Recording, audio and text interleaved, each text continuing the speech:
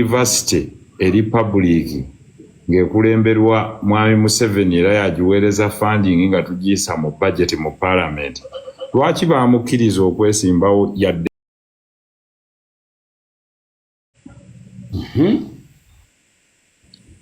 In fact, this young man has proven to me he is a leader and leading in an intellectual zone. Ekisooka kasita okkiriza okubeera guild president of a university, kitegeeza your lenses ziba zisooloomyeko. They are not in a political campaign. President Yoweri Kaguta Museveni, even if I don't agree with him, kufa kwa Sebaana Kizito nga ye yaliyo n'amubuuza ne mukono. Waliwo ne symposium yaliko Makerere naye yaliyo mu kiseera kye kimu nga n'oli gyali. Let me tell you, ebimu ku bisse ebyobufuzi bya Uganda wano kwe kubaamu n'abo bakajjajjatta abamala gayogera. Just talking rubbish. Why do you want to put the young man's self-esteem down?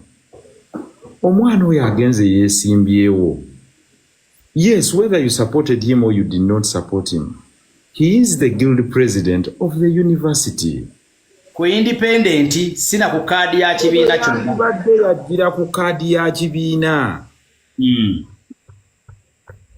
Kubanga teriyo gwe bagamba nti runiment ye gwe yandisindiseeyo. In any case, it's a public sponsored university. I would like to comment on Churchill. The difference between me and everyone speaking, at least abaana abo nze chairman Nyanzi yali mukwano gwange. Abaana abo bakuze mbalaba. And Katonda amusaasidde. Yandiganye okufugibwa ku pressure okufuga amakaga agafugire ku kabampaano oyo bwe baateeka mu kibiina kyabwe. Radicalism, extremism, that when you go extreme, kiblindinga n'omuntu eyandibadde n'amagezi n'alabanga omusiru. That young man is there to welcome the head of state of a country. He's not welcoming the chairman of NRM for a political campaign. Era nja kusanyuka nnyo omwana oyo ng'ayaniriza ne ba other political leaders. Oba mubaka wa parliament wa kitundu, oba kakiiko ka parliament, oba speaker wa parliament, oba vice president, oba deputy speaker. By the way, kankubuulire abantu abasinga bakozesa hypocrisy. Kyogamba nti oludda oluvuganya oluliko ba members ba National Unity Platform. President Museveni bw'abazza okwadressinga State of the Nation address mu parliament tebajja. Lwaki tebasigalayo?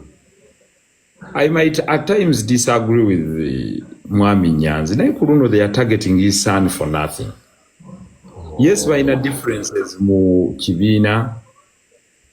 The only irony is that he was part of the team yatandika ebyo politics wa blackmail. Kakati the reality is that that style of politics that silences the voices of reason has walked exactly into his home.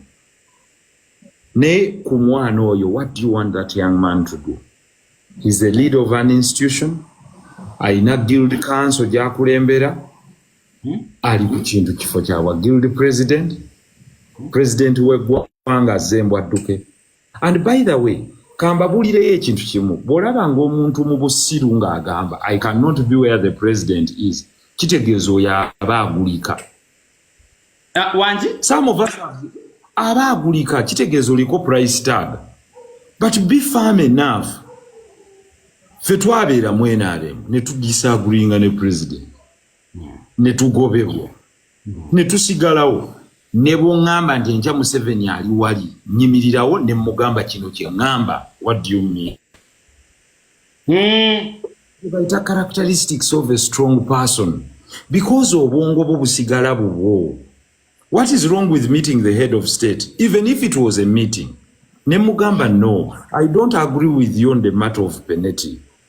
Kuchino nacho saaguringa nawe. Kunsonga ye Mwanyi saaguringa nawe. Ne kuchino saaguringa nawe. Bw'aba ayagala n'anyiiga. But being assertive doesn't mean you know kwekweka nobere n'ogamba era nze bwe ndi mulaba kogenda kukola ki. You have nothing to do. Ate oluvaawo n'ogamba njagenda nsinkane prime minister gwe yalonda. Mune tunonja prime njagala kusinkana ku speaker. Era n'ava naawo n'agamba nti nsobola bannaye kale speaker ngenda kujja mu ofiisi yo nkusinkane. Speaker bw'omusinkana era obanga asinkanye Mwami Museveni because of abaddewo. But that doesn't mean nti bwe nsinkana speaker kitegeeza nzikaanya naye ku buli kintu. We can agree on this and disagree on another. That is what they call a civilized society. Atoli avaamu n'agamba ngenda gende wa IGP tumusisinkane tumuwe programu yaffe. IGP asooka kubira mukama we Your Excellency bano babadde bazze wano mbagambe ntya. In short, oba omusinkanye through a proxy. Tegeeza nti olwaleero gwe toyagala kusinkana president naye oba olinayo olukuŋŋaana ate n'ogende wa IGP. Oba omala budde oba omusinkanye ng'oyise mu muntu omulala. Oba osinkanye president ng'oyise mu muntu omulala. Bano oba olinako obosobola okusiruwaza. So nze njagala okwencouraging omwana Churchill. There is nothing to apologize to. But maybe if your father feels offended kuba oli mwana oli kitaawo, bw'aba olaba kikkakkanya kitaawo, you can go and explain to your father and maybe to calm down his nerves, because I think he has that group of radicals abaali bamuwagira nga bakozesa blackmail. Kakati bwe baba nga batandise omushiftingako, probably kiyinza okukosa political career ye, because they chose to work with radicals that use less of brains and use more of blackmail. So, naye omwana ono, you can see that he was rightly selected by his peers. Ate, teyagendayo omwana oyo kubeera guild president because of a party. He's there to lead his fellow students. Era kwogera bintu baluma nga baana basomero, si ku representing a party interests in a university. Assuming ebitabo mu library tebiwera, oba abaana aba living out sente zaabwe tezijja, oba abasula on campus biri bwe biti ne bwe biti.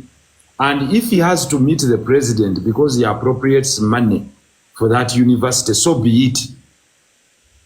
Two, bw'aba agenda kwogera ku nsonga egamba nti listen your excellency, abaana babagoba mu lecture room olw'okuba tebannamalayo fees.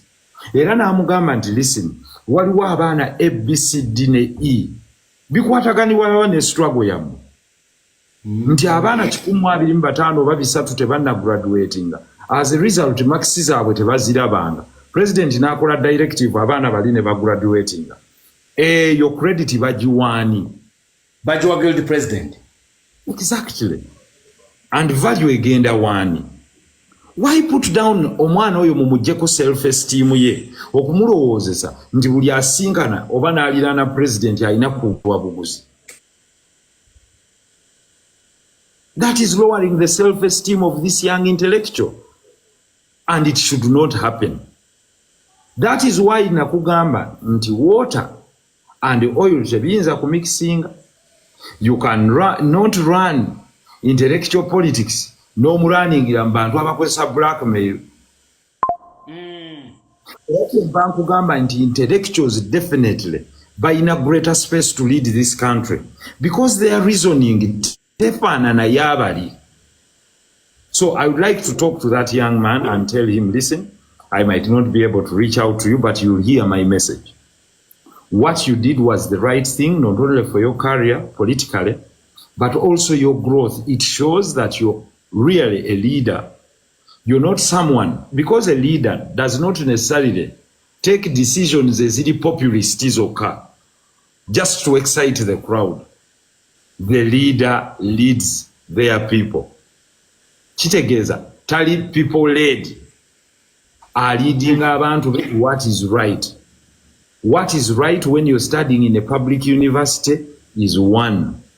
Yes, who gives the appropriation to that university in a budget kwetambulira is the acting minister of finance, who is the president of the republic. Bobo inobuzibu bonna, say it. Gwe kati kyogamba nti Xi Jinping bwa meetinga Trump nti Xi Jinping atunze China. Nonsense. However, America egamba nti our biggest enemy is China. Yes. But of course, balina okukkiriziganya nti trade is trade, ne basinkana. Era ebigenda okuva mu bino byonna ebya tariffs bino byonna Trump byataddewo bajja kusinkana boogere. Therefore, congratulations to the young man. You've out-reasoned many aba belonging to that political cult. Abalowooza nti people with reason should not think for themselves. In any case, where I even beg to differ, that young man is independent.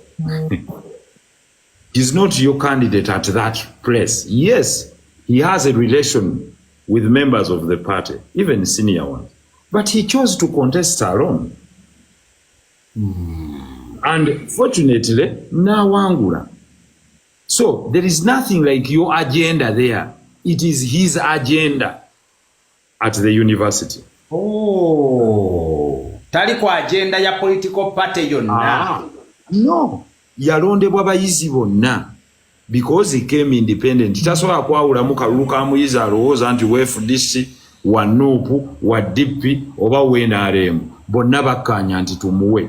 Meaning as an independent leader, he has to take independent decisions. Therefore, it is not a new occurrence. His uncle has met and sung for the president Kurales. It's not new. Okay. His father was a member of the National Resistance Movement. And a chairman at that. It's not a new occurrence. This young man chose to stand as independent. And he defeated all candidates that were there. Why don't they give him the benefit of doubt to make his own mistakes and own decisions? So, without blackmailing the young intellectuals, let me tell you, as night follows day, I didn't want to comment because I probably come from my own political party, but that is my political view. That this young man is not running a political campaign. Yes. This young man is the head of students at the guild, meaning akulembera aba students abamulonda n'abatamulonda, abenaremu n'abatali. This young man is not on opposition at the university.